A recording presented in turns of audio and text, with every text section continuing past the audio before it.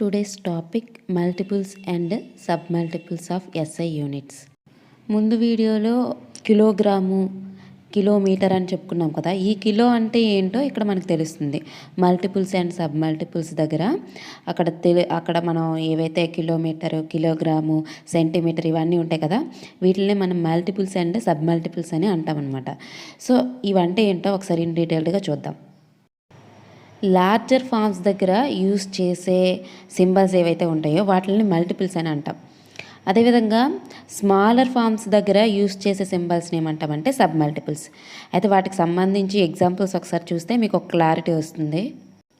For example centimetre అనేది ఏంటంటే sub multiple. అంటే ఇక్కడ 10⁻⁻2ని యూజ్ చేస్తాం. సో ఇదేమవుతుందంటే సబ్ మల్టిపుల్ అవుతుంది. అదేవిధంగా కిలోమీటర్ దగ్గర కిలో ప్లేస్లో మనం ఏం యూజ్ చేస్తామంటే 10 క్యూబ్ని యూజ్ చేస్తాం అనమాట. కిలోమీటర్ దగ్గర 10 క్యూబ్ని యూజ్ చేస్తాం. సో దీన్ని ఏమంటామంటే మల్టిపుల్ అని అంటాం. ఇండివిజువల్గా మల్టిపుల్, సబ్ మల్టిపుల్ అంటే ఏంటో ఒకసారి చూద్దాం.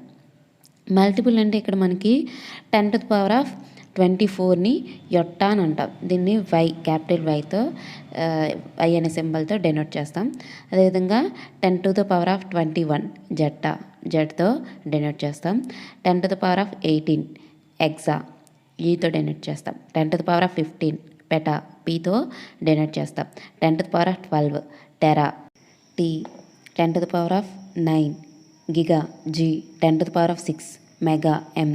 10⁻10 cube kilo K. 10 square hecto H. 10⁻1 deca D A. ఇవి మల్టిపుల్స్కి సంబంధించిన టేబుల్. అయితే ఇక్కడ మనకి 10⁻24 10⁻1 to 24 ఏవైతే ఉన్నాయో ఈ నెంబర్స్ దగ్గర మనం ఈ సింబల్స్ అనేవి యూస్ చేయాల్సి ఉంటుంది. అయితే ఇవన్నీ మనకు అవసరం లేదు. ఇందులో కొన్ని నేర్చుకుంటే చాలు. ఈ కిలో, మెగా, గిగా ఈ 3 ఇందులో ఈ 3 నేర్చుకుంటే చాలు. మిగతావి నేర్చుకున్నా ఓకే, బట్ ఈ 3 మనకి మ్యాక్సిమం యూజ్ అవుతాయి. Next sub multiples. 10⁻−1 డెసి డీతో డెనోట్ చేస్తారు. 10⁻−2 centi C. 10⁻−3 milli M. 10⁻−6 micro mu. 10⁻−9 nano N. 10⁻−12 pico P. 10⁻−15 femto F. 10⁻−18 atto A. 10⁻−21 zepto Z. 10⁻−24 yocto Y. అయితే ఇందులో కూడా మనకి కొన్ని యూజ్ అవుతాయి.